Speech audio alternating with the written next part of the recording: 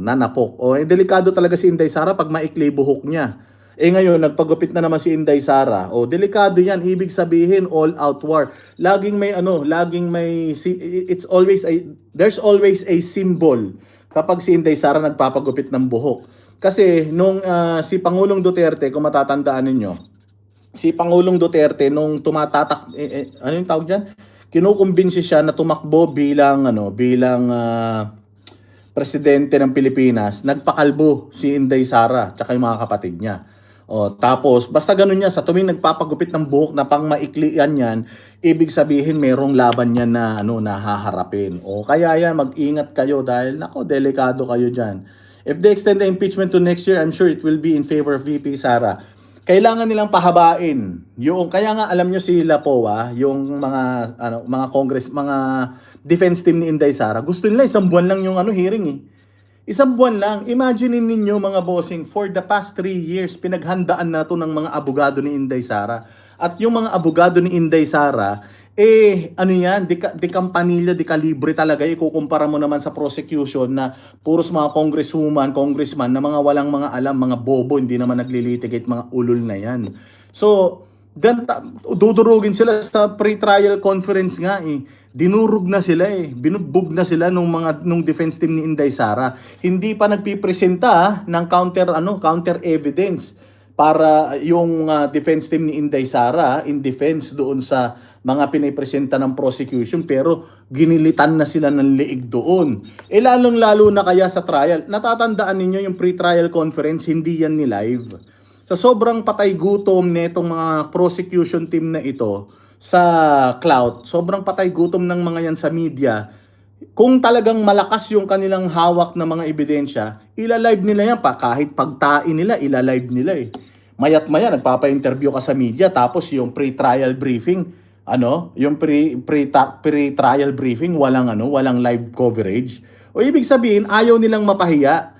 Ngayon, pag nandoon na sa Senate, impeachment proceeding, kahit gaano kadami yung sinasabi nilang majority na na senators, maniwala kayo, dudurugin yan sila. Itong prosecution team, dudurugin yan sila ng mga abogado ni Inday Sara because prepared na sila for how many years already? For 3 years already.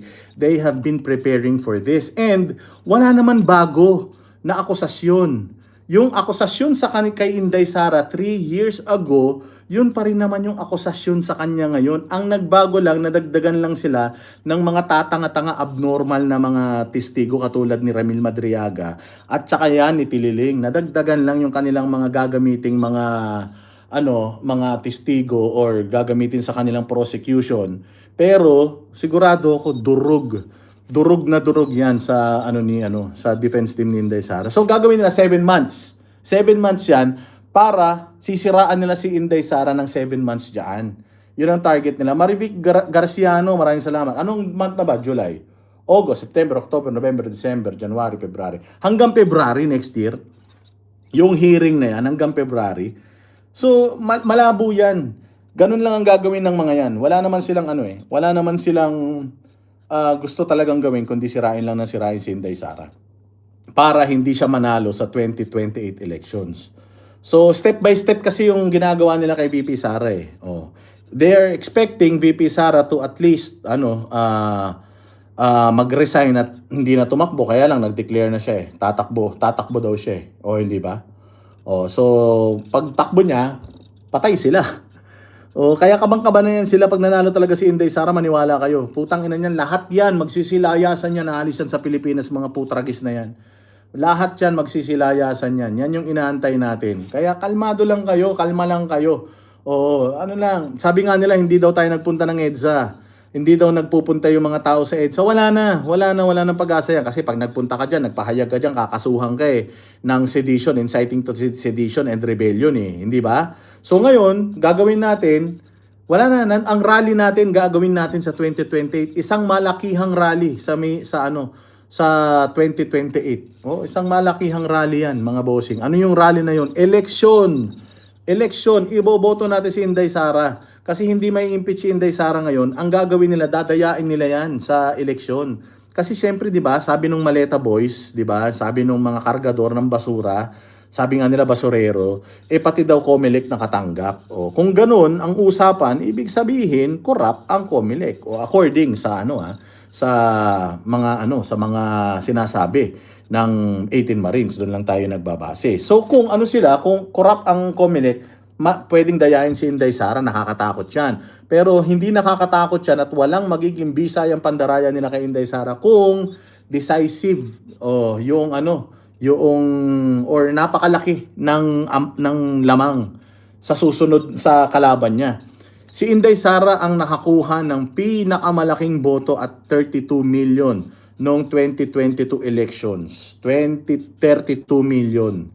So, sigurado ako, yung 32 million na yan, madadagdagan pa yan. Madadagdagan pa yan, mga bossing. So, hindi mo pwedeng dayain yung ganong kalaking numero. Kasi nga si Pangulong Duterte at 16 million, dinaya pa yan ang boto daw niya dapat mga nasa 25 million noong 2016 election. Pero 16 million lang yung nag-reflect. Hindi nila kayang dayain kapag sobrang laki nung numero na hinahabol nila. So, kung lahat tayo, lahat ng mga nagtitiis ngayon, magsasama-sama sa 2028, ay maniwala kayo, hindi nila kayang dayain yan si Inday Sara. Sure ball, sure win na yan. O wala nang katalo yan. Tapos na boxing, mga bossing, wala na. The end na. Inday Sara will be president this coming 2028. And by then, yan sila Luistro, sila Abante, yan sila Gutierrez, kung sino-sino pang mga tarantadong ulul dyan sa Congress. Lahat yan, putang ina, malulusaw, malalaos. Parang wala lang. Parang hindi na sila nag-i-exist sa mundo. Kaya kalma lang kayo, kalma lang kayo. Yung mga nag-trillion peso, white rabbit, white ribbon, red ribbon, pink ribbon, yellow ribbon, putang ina ninyo, lahat na lang ng ribbon ginamit nyo. Yung ribbon na yan, pag pinagdugtong-dugtong nyo at nilagay nyo sa liig nyo, nagkaroon pa ng silbi yung mga putang ina paribon-ribbon nyo. Sa inyo na yan, gusto nyo sa inyo na yung EDSA. Sa inyo na yan lahat, putang ina ninyo. Sa inyo na yung EDSA Shrine, kung gusto nyo dyan kayo tumira, o gusto nyo dyan kayo magdroga, dyan kayo mag-orgy, kung gusto ninyo, wala kaming pakialam. Basta amin ang 2028. Amin ang 2028. Diba? Ganun yan. And not only that, Boss D, the prosecution should be prosecuted because the truth is on VP's side. Lahat yan, mga bossing, kalmado lang kayo. Lahat yan, makukuha natin yan. Come 2028. Kaya as early as now, sabi ko nga sa inyo, wala naman yan si Inday Sarang pera na paiikutin. Hindi yan tatanggap sa mga oligarko, di yan tatanggap sa mga negosyante ng campaign fund. Sino ang mga ngampanya kay Inday Sara? Ginawa na natin yan nung kay Pangulong Duterte, natatandaan nyo. Ang daming mga Pilipino na nagsusulat lang sa sako, 'di ba? Pinipinturahan lang nila yung sako. Duterte for president, 'di ba? Gawin natin 'yan kay Inday Sara sa 2028. Ambag-ambag tayo ng ating mga effort para ikampanya si Inday Sara. Hindi kailangan ni Inday Sara ng milyon, bilyon na pera na gagamitin sa kampanya kasi bawat isa sa atin na mga bumoto kay Inday Sara noong 2022, lahat tayo gagamit tayo ng personal na funds natin para si Inday Sara ikampanya natin. Kaya isulat natin yan sa dingding, sa bunganga ng kapitbahay nyo, isulat niyo yan sa damit ninyo, isulat niyo yan sa karton, isulat niyo yan sa sako, gawin natin, talagang ipakalat natin si Inday Sara kailangan manalo sa 2028. Gigil na gigil ba kayo sa pagmumukha ni De Lima? Gigil na gigil ba kayo sa mga taga Kongreso? Gigil na gigil ba kayo kala Lacson tsaka kala Tito Soto? Ang tanging sagot para makabawi tayo, ipapanalo natin si Inday Sara sa 2028. Maniwala kayo, tapos na yan. Tapos na, ako gagamit ako ng phone. Ako nga, nag-iipon ako ngayon para magpapaprint. Ngayon pa nga lang, nagpapaprint na kami ng t-shirts, remember? Papaprint na kami ng mga sombrero, hindi ba? Banateros for Sara 2028. Gumagamit kami ng sarili nating pondo para diyan. Let's paint the town black. Bakit black? Bakit hindi green? Black kasi, yun ang sabi ni Inday Sara. Because black is the color of protest and we are protesting sa lahat ng ginagawang kademonyohan ng gobyerno natin ngayon. We are protesting. Nagpo-protesta tayo kaya itim. Saka na tayo mag-green kapag nanalo na si Inday Sara at naipakulong na lahat ng mga buwaka ng inang mga magnanakaw dito sa Pilipinas. Kapag ipinasok na lahat yan sa seldang mababantot, kapag yan ay nasintensyahan ng mga hayop na yan at naghirap ang buhay ng mga putang ina niyan, diyan pwede na tayo magsuot ng green. But ano tayo? Black tayo, ha? Black. O, kaya kami mga banateros, lagi kami naka-dark. O, hindi ba? O, kaya, ano lang yan, kalma lang kayo. O, ano pa, ilagay nyo dyan sa comment kung ano pang gusto nyo reaksyonan natin. I'm from Cebu, watching, subscribing, or kay Ingrid, mabuhay ka. O, oy, makita-kita tayo sa, sa Hong Kong. Bale, ano na ba ngayon? Tomorrow is Tuesday, Wednesday, magkita-kita tayo dyan, mga banateros, sa Hong Kong. Palipad na kami bukas, magkikita-kita tayo dyan, mga kababayan namin, mahal na mahal namin mga OFW dyan sa Hong Kong. Magkikita-kita tayo. Can't wait to see what happens in the impeachment. Oo, nakakatawa yan. Nakakatawa yung impeachment na yan, maniwala kayo. Joke time yan, ang dami na naman bloopers. Oy, PH update, correct. Help us help VP Sara. You have already lost, talaga ba? Grabe Inglesero si PH update ha. Mabuhay ka. Oo, kasi dito kahit nandito tayo sa China, ano pa din, isang beses lang tayo kumakain. Nagbe-breakfast ako pero coffee and itlog lang. Tapos sa gabi na tayo kumakain ng marami. Tapos wala tayong carbs, puro karne lang para ma-maintain natin yung ating weight kasi kung hindi ako magpapapayat PH update, hindi ako nakaakyat doon sa Great Wall of China. Ang ganda nun. Oo, ang ganda nun, mga bossing. Solid na solid doon sa Great Wall of China na yan. So, okay. Nakaakyat ako dyan. Kung hindi ako pumayat, PH update, wala. Hindi ko maaakyat yun. Sobrang What time are you in Hong Kong? But I think July 1 meron tayong meet and greet sa mga OFW dyan sa Hong Kong. So, balitaan na lang namin kayo kung saan. Pero magkikita-kita tayo dyan. 7 days kami dyan sa Hong Kong. So magkita-kita tayo dyan. Feeling ko pupunta rin kami ng Macau. Pero ano pa yon? Tentative pa yon. Basta ang alam ko, dyan tayo sa Hong Kong. Tapos baka pupunta rin tayo ng Macau. Pero babalik pa rin tayo sa Hong Kong. Ayan, di ba? So, dyan tayo sa Hong Kong, kita-kita tayo dyan. Kasama ko yung buong Banateros, lahat ng mga idol nyo na Banateros nandito. Di ba? Si Banat Bay, Coach Oli, Jay Guevara, Master Judea, paring RJ, si Sir Jack, at saka ako. Nandiyan kaming lahat. And, ang alam ko, meron pang mga kasama kami dyan sa Hong Kong. Kung hindi ako nagkakamali, parang si Attorney Bing Guanzon pupunta rin yata so makakasama yata ng Banateros na i-meet kayo ng mga OFW dyan. My chat box is set to English. Hindi, pinalitan ko na yan nung nakaraan pero bayaan mo na kung naging English ulit. Pinalitan ko na yan nung nakaraan ano na yan mamaya ulit, pag nag-live ulit ako mamaya, total mukhang maganda yung signal natin mukhang maganda yung signal natin. Subukan ulit natin mag-live. Ganyan ng ganyan, maya't maya ako magla-live para ma-reactionan natin ang lahat ng The public money paid for that impeachment, it just oo naman. Tandaan ninyo per day pa lang ginagastos ng Senate 25 million. Per day per day. Kahit na wala silang session, 25 million ang ginagamit nila sa isang araw. What more kapag may impeachment? So, mas malaki yung pondong gagamitin nila dyan. So, yes. I transferred to Qatar. Ganun ba? Huwag kayong mag-alala. Malapit na kayo makabalik dito sa Pilipinas. Watching from Christchurch, New Zealand. Mabuhay kayo dyan. Si OFW Onliners, shout out, Singapore. I hope makapunta rin kami dyan. Baka nga makapunta pa kami ng Dubai kasi sa Dubai kapag meron kang tama ba? Mayroon kang valid US visa sa Dubai, pwede ka nang magpunta. Tapos visa on arrival. Visa upon arrival ka na. So baka makapunta rin kami diyan sa Dubai. Malay mo magkita-kita tayo diyan. Pero dito muna tayo sa Hong Kong. Where is the venue in Hong Kong? I will inform you in the next couple of days. We will inform you. Mag-post tayo sa social media. So basta kita-kita tayo diyan. Ano nga pala yung event sa social media, nandiyan sila Madarahog. O kasi may message tayo kay Madarahog eh.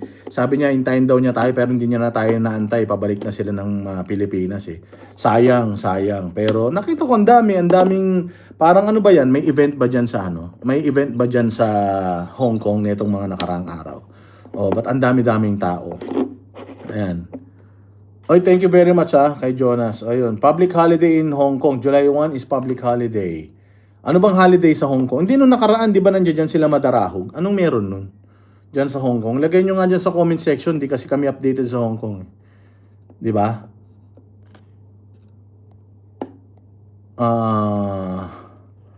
Your topic, Boss Dada. There are more and more street children who are violently rushing in jeeps.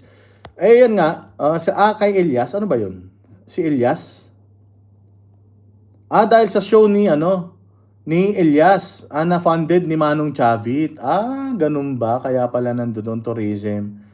Okay. Si Elias pala yung nandiyan dyan. Pogi-pogi ng bata na yan. Di nag-enjoy kayo, mabuti naman. Huwag kayong mag-alala. Pagka nagkita-kita tayo dyan, pakakantahin namin si Sir Jack. But the rain was heavy. Malakas ulan. Malakas ulan. Naku po. Tayo naman mga Pilipino, pag umuulan, naliligo tayo. Sanay naman tayo maligo sa ulan eh. Diba? Alam niyo ibang lahi, pag umuulan, tumatakbo sila, nagtatago sila. Yung mga Pilipino, pag umuulan, naliligo. Oo, panis. Walang sinabi sa atin yung mga ibang lahi. Sa Pilipinas, pag mainit, sa ibang bansa, pag mainit, nagko-cold drink sila. Dito sa Pilipinas, dyan sa Pilipinas, ganyan tayo kalulupit. Kahit gaano kainit, mainit pa rin ang kape natin. Panis. Ganyang kalupit ang mga Noipi. Sabi ni Chloe Love, I've lost a lot of nag-lose na ako ng weight. 43 kilos na yung nawala sa akin, halos isang kabang bigas na. And I hope na mas mabawasan pa, marami pa akong fats na kailangang i-burn dito sa aking midsection. Kaya konting tiis pa. Grabe. Ang journey ko ng pagpapapayat 9 months na. So sana magtuloy-tuloy. Ang pinakamahirap kasi sa pagpapapayat is yung consistency. 'Di ba? Administrative region on July 1. Diyan sa Hong Kong. Nako, baka kaya meron tayong meet and greet. How long will you be at Hong Kong? We will be there at least 7 days. We'll be going back to the Philippines I think mga July 10, July 9, ganun, something like that. Di ba? 43 degrees sa Qatar. Nagja-jacket pa rin kayo. Di ba? Ganyan mga Pilipino. Dragon Boat Festival sa Hong Kong. Talaga ba? Pagda-dragon boatin natin si Jack Argota. Alam nyo ba si Jack Argota ay member ng Dragon Boat Team? Ng Pilipinas. At nakakuha sila ng medalya sa iba't ibang mga bansa dahil dyan. Di ba? Kaya yan.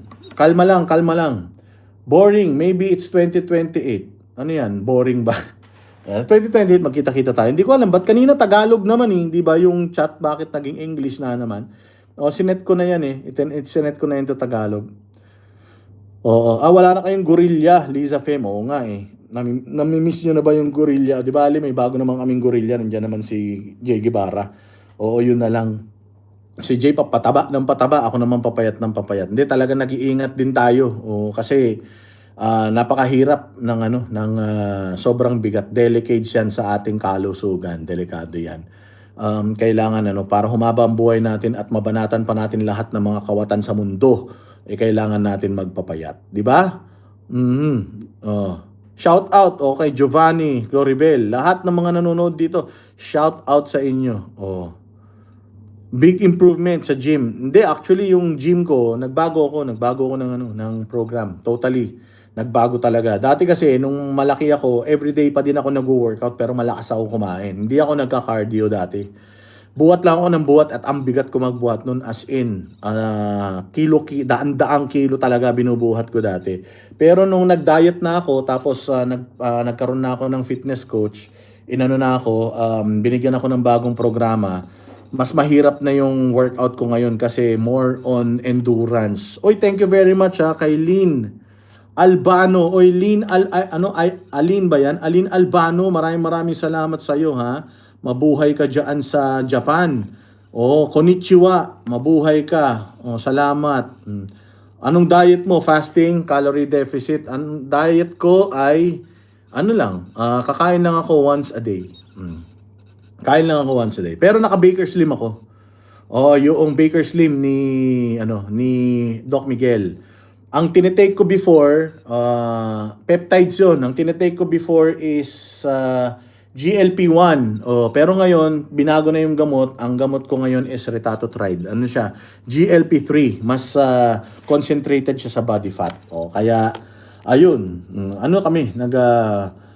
Do you have a schedule to go to Japan? Yes, every December nandiyan po kami sa Japan. O, yung mga Japanese Filipino OFW natin, every December nandiyan kami. From December to January, diyan kami nagki-Christmas and New Year ni Banat Bay sa December. Pinag-iipunan namin 'yan buong taon para ano. Actually, mga January, February pa lang binili ko na yung ticket ko for Japan. Tapos iniipunan ko na lang is yung pang-hotel ko sa Japan. Buong taon pinag-iipunan namin yan, yung aming bakasyon na yan. Kasi yan talaga yung time kung kailan kami nagpapahinga yung December na yan. Di ba? So, ang saya-saya mga bossing. Mamaya-maya rin, i-end na rin natin tong live task. Magre-relive tayo. Kasi mag-meet kami ngayon nila Ana Malindugoy. Mag-meet kami ngayon. Magdi-dinner kami. Di ko alam kung kasama si Sas, pero buong grupo plus Ana Malindugoy, magdi-dinner tayo, kwentuhan tayo, i-video natin, kwentuhan natin, di ba? Para kung may mga tanong kayo kay Miss Ana Malindugoy. Kasi si Ana Malindugoy, professor siya sa isang university dito. Si Sas Rogando Sasot naman ay scholar dito sa China. Nag-doctorate siya dito. And I think isang taon na lang tapos na yung kanyang pagdo-doctorate. Isang taon na lang doktor na siya. Para na siyang si Cielo Magno. Si Cielo Magno, PhD din yan. Pwede na sila. Match na sila actually. Si Cielo Magno, kahit tapusin pa niyan lahat ng mga kurso sa buong mundo, PhD, kahit 10 ulit mag-PhD yan, hindi yan uubra sa utak ni Sas Rogando Sasot. Malayong malayo yung utak ni Kupal na sino ba yan? Si Cielo Magno. Bobo yan. Walang walang panama yan. 'Di ba? What do you think about the banning of video games in the Philippines? Ayun, maganda pag-usapan yan yung banning ng video games sa Pilipinas. Sa totoo lang nung panahon natin, 'di ba, batang 90s tayo. Batang 90s tayo, hindi naman tayo maaarte. Nung tawag dito, nung mga kabataan natin, ang dami action movie, halos karamihan nga action movie. 'Di ba? Hindi lang games o action movie. Bakit? 'Di ba? Yung mga games naman na nilalaro natin nung bata tayo, yung Contra, 'di ba nagbabarilan 'yan? Bakit hindi naman tayo naapektuhan? Hindi naman tayo nagbabarilan. Dami nating mga laro na games na barilan ng barilan, hindi ba? Street Fighter, suntukan ng suntukan. Hindi naman tayo nag-aaway-away, hindi naman tayo nagkakaroon ng problema diyan sa eskwelahan, 'di ba? Bakit ganoon? Ibaban. Ito kasi ang problema. Ibaban nila yung mga games na yan, pero papalitan din nila ng mga games, nakikita sila. Parang ginawa nila sa Pogo, 'di ba? Yung ginawa nila sa Pogo, 'di ba? Binan nila yung Pogo. Tapos pinalitan nila ng local na sugal. Naapektado tayo mga Pilipino. 'Di ba sinabi namin sa inyo noon na ang Pogo, ang binibiktima ng mga yan, mga Chinese din sa mainland China. Walang binibiktima mga Pilipino yan. Pero sinara nila yon, pero yung mga pinalitan nila yon ng sugal na ang magsusugal mga Pilipino. Hindi ba? Katarantaduhan. So ganun din yung gagawin nila diyan. Ibaban nila yung games. Bakit? Games ba yung nakakapag reason kung bakit may mga batang ganyan? Ang reason diyan is yung talamak na krimen ngayon sa Pilipinas. Yung poor intelligence gathering. Yan ang kulang na kulang dito sa Pilipinas. Diyan sa Pilipinas pala, wala pala ako sa Pilipinas. Yan ang kulang na kulang. Yung guidance ng mga magulang. Binago nila yung curriculum. Dati may GMRC, ngayon tinanggal na yata yan. Tapos yung mga napapanood sa pelikula, yung mga pelikulang napapanood din nila. Isa rin yan. Tsaka environment.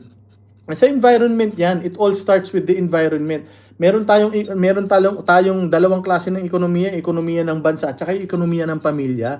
Importante yung ekonomiya ng pamilya. Kapag ang ekonomiya ng pamilya mo bulok, magulo, sigurado ako labo-labo yung miyembro ng pamilya, kanya-kanya yan. Syempre, kapag sobrang hirap ng pamilya mo, yung nanay at saka tatay mo, hindi ka na magaguide. Kasi yung nanay at tatay mo, naghahanap yun ng paraan para mapalamon yung pamilya. Ngayon itong pamilya, dahil laging wala si nanay at tatay, dahil busy para kakahanap ng solusyon sa mga problema sa tahanan, bayad sa kuryente, tubig, internet, pagkain, baon, busy-busy na sila, hindi na nila nagagabayan yung kanilang mga anak. Tapos pag hindi nagabayan yung mga anak, syempre, lalapit niya sa mga kaibigan, talamak ang drugs. Yung kaibigan na makikita nila nagdodroga. O hindi ba? So mahahawa sila, madadamay sila. Kung mapipigilan natin unang-una sa lahat ang terorismo, mapipigilan natin yung pagkalat ng droga, mapipilitan natin yung mga kriminal na mahinto yung krimen, sigurado ako walang krimen na papasok sa isip ng mga bata. Kung maayos yung yung sistema sa paaralan, maayos ang security sa pamahalaan, maayos ang patakaran sa pamahalaan, walang mga lulusot na ganyan. May mga lulusot na baril, walang mga lulusot na baril diyan, mga bossing, maniwala kayo. Kaya ako na nagsasabi sa inyo, marami tayong pag-uusapan tungkol dyan. Natin, pag-usapan natin yan ulit mamaya. Kailangan na namin umalis kasi anong oras na ba? Mag-aalas 6 na. Kasi mayroon kaming dinner with Ana Malindug Oy. Balik tayo ulit mamaya. Pagkatapos ng dinner namin, balik tayo. Tapos pag-usapan natin to, pending itong usapin ng pagbaban ng games dito sa Pilipinas. At saka kung ano pa yung gusto nyong itopic reactionan natin, re-reactionan natin yan. But for now, muna tayo? Eject muna tayo. End muna natin tong live and then magkita-kita tayo ulit mamaya. Mag-live tayo mahaba dahil na-miss natin yung isa't isa. Ihanda nyo na yung mga pakulay nyo, ha? Ihanda nyo yung mga pakulay nyo. Minsan lang ako mag-live. Kailangan ihanda nyo yan. Kasi kapag hindi kayo naganda ng pakulay, malungkot yung chat natin. Malungkot yung ating live. Di ba? Maraming salamat mga bossing sa inyong pagtangkilik. Babawi kami sa inyo. Hindi man kami makapag-upload ng mga video. Sigurado ako magla-live kami. Lalong-lalo na sa Hong Kong. Kasi doon wala ng VPN, wala ng restriction. O makakapag-live tayo doon sa YouTube. Live muna tayo, hindi muna tayo mag-aan. 10 hours, 20 hours, gusto nyo hanggang bukas. Mag-live tayo, pagkwentuhan natin, murahin mga hayop na yan. Okay, kita-kits tayo ulit mamaya mga bossing, mabuhay kayo. I love you very much. Kami ang boses ng masa, hindi natatakot. Katotohanan lang, di kami nalulunod.